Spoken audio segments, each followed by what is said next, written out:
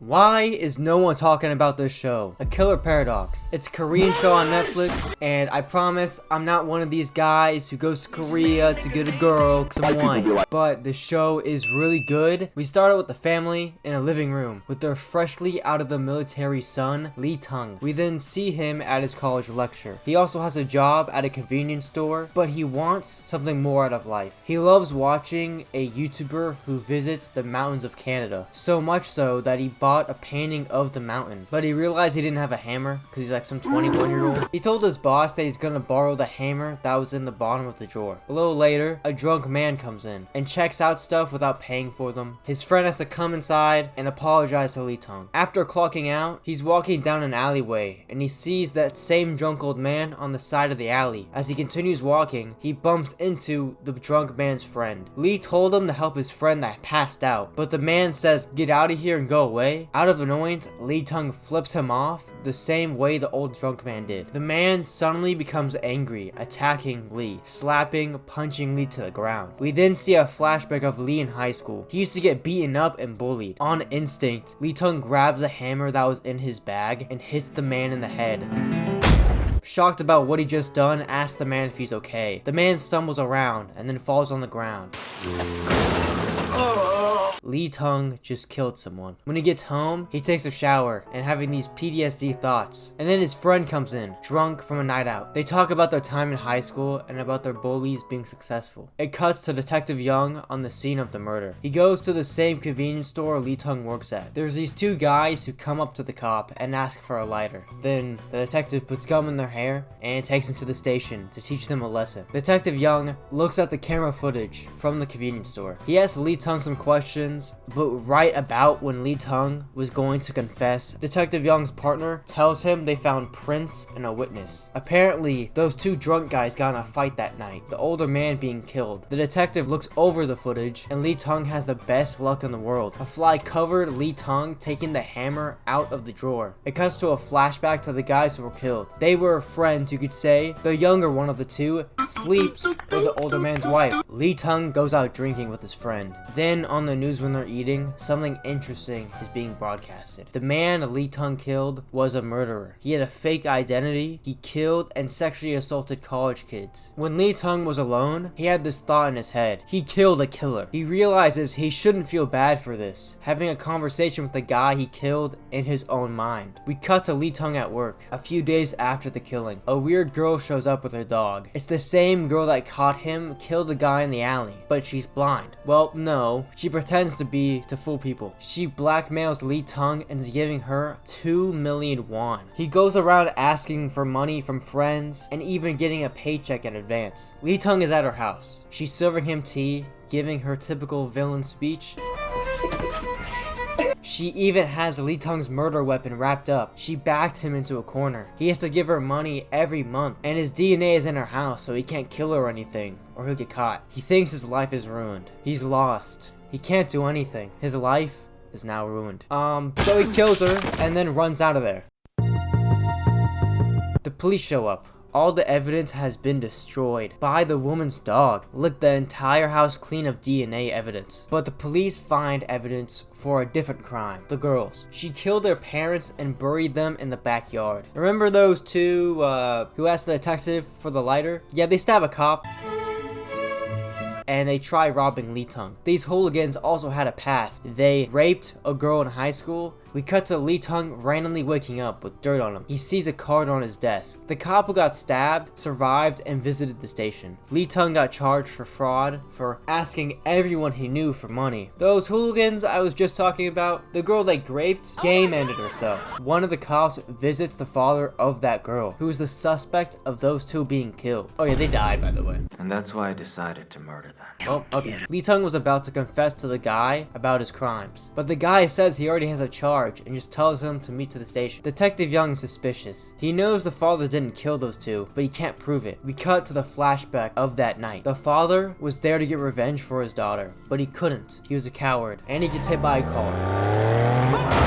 It's the mother of those two hooligans. Lee Tong, on his way to confess, gets robbed by two guys on a motorcycle, but all they stole was the evidence he was going to turn in. He is now on his way to the hospital from a hurt shoulder. We cut to the father. He sees Lee Tong and chases him down. He tells Lee Tong to leave, saying that the police are there. Lee Tong's confused. He doesn't know who this guy is, so he runs. The father takes a bunch of kills and game ends himself. His family's really sad. We cut to last night again. Lee Tong fought those two hooligans off, killing them. Two men carry Lee Tong back home that night. The father of the girl and someone else. Batman. Nah, he's not Batman. We cut to a group of people coming out of a bar. A drunk man goes into the car, waiting for his driver. We see a guy with a hoodie get into the drunk man's car. The drunk man is confused when he wakes up. His actual Uber just called, asking where he is, that he ends up in a river. The cop who was stabbed officially retires from the police. There was a special investigation into these murders, but 4 months later there was nothing. Detective Young believes one man did all these murders. So this big guy right here, he's basically Batman, without the physical qualities. He's the biggest geek on this planet. He even changed his name to Robin. Detective Young comes into this house. He makes Robin accidentally confess to hacking into their network. Someone delivers food to the house. Wait a minute. Lee Tong and Robin have been working together for a while. Detective Young sends his partner to get Lee Tong. He goes into Robin's house, does a little police brutality.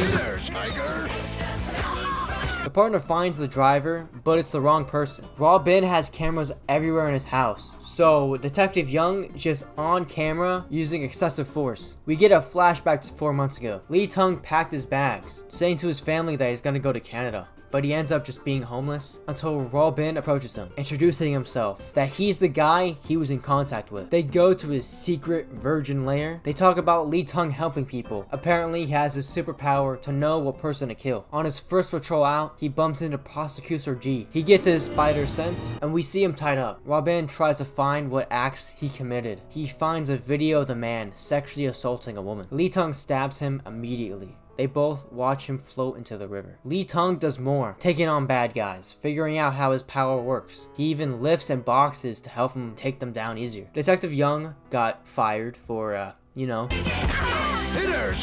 The episode ends with a cop named Sun Chun visiting a Chinese restaurant where Lee works. We're introduced to a woman whose inappropriate video got leaked, resulting in a public scandal that forced her to move cities. Lee Tong also has a fake identity now, Young Soo. Lee is now based in the city of Busan and has killed again. He got himself even a new job in a supermarket where he works as a fishmonger. Lee looks like a complete badass now, looking like he's from Lookism, like a gangster. Detective Young's partner tells him about the footage of Lee leaving to Busan, which leads them to the murders that happened there. They go to Lee's family and tell them that he may be a murderer and they should file a missing persons report. But all of that was just for them to legally chase down Lee Tong. You know that OnlyFans girl? She meets with her childhood friend who kinda stalks her and then sleeps with her. Best part, he has a fiance. Later, she finds out that he has a fiance and yells at him, confused. Yeah, and then he kills her and burns down the apartment. At Lee Tong's work, Detective Young arrives. Lee rushes to the back of the store where a shady cop, Sung Chong, is waiting for him. Lee is confronted by Song, a man he could tell was a killer. Meanwhile, the childhood friend was diagnosed with gonorrhea. His fiance also cheated, so he goes home to see Song waiting for him at the door. By the way, Song isn't a cop. He used to be, not anymore. He interrogates him like a normal person, kills him, and lights the place on fire. Lee Tong on the run is on a train and notices a man grubbing the girl next to him. However, he doesn't do anything, but then he does the manly thing and goes to a cafe to play some video games. Song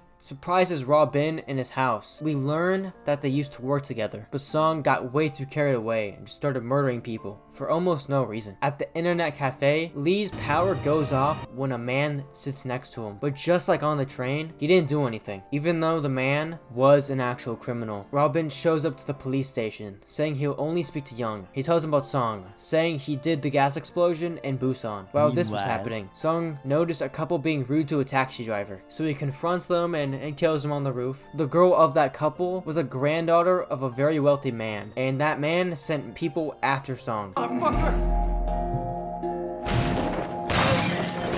Lee tells Robin to set up a meeting between them. Song, who's going through his collection of Pokemon cards, gets a message that Tong wants to meet him too. They talk. Song asks Lee about its abilities, and Song also warns Lee not to trust Bin, but Lee refuses. Song claps his hand on Lee's shoulders. Lee snaps. He tries to stab Chong with a knife. but they're interrupted by a group of gangsters who want revenge for the rich guy's granddaughter. Allowing Lee Tung to escape, he cuts Robin's cuffed hands, then they hear a gunshot from above. Sung injures and kills almost the entire gang. The fight is crazy. He shoots a guy and he beats everyone up. The police search the home he was staying in and find his confession notes. Robin and Lee flee. They buy burner phones and decide to go south. You know that rich old guy? Yeah, Sung tied him up. It is revealed he is targeting the chairman because he's corrupt. People died because of the unstable building site he built. Detective Young bursts into the room, almost killing Sung, and the rich old man got killed. Detective Young and Sung actually know each other. Sung worked with his father when they were both cops. On his way to the police station, Sung complains about his handcuffs being too tight. When one of the cops loosens it, he uses that opportunity to attack and escape. Lee and Robin hear of Sung's escape. The news says that Robin and Lee are accomplices to Sung. Sung shows up at the hospital where Young's father is. He puts his mother to sleep and kills Detective Young's father. Bin left a note saying that he was going to catch Sung and that Lee would be fine without him. Lee decides not to leave the country and stop Young for a final epic battle. Detective Young and Robin work together to find Sung. They go to an abandoned factory. Robin and Detective Young confront Sung, and then Lee Tung shows up. A fight breaks out, killing Robin in the process. While Lee mourns the loss of Bin, Young is distracted by the pursuit of Sung, who taunts him and says that if he kills him, he'll never know the truth about his father. Then we're revealed that Detective Young's father was a corrupt cop who would smuggle drugs with a nice business lady who later commit suicide. Sung Chung found out and confronted Young's dad. A fight broke out, and Sung beats his dad into a coma. Lee offers to kill Sung so that Young wouldn't have to, but despite everything, Young decides to kill him and get revenge. We flash to the police station, where Detective Young tells his story. Lee flew to another country, but was caught. But Lee wasn't charged with anything, so he's a free man. Young hears a news report revealing that a man named Kim has been murdered, and it just so happens that he was also a killer himself. Lee bumps into someone, and his little power shows up.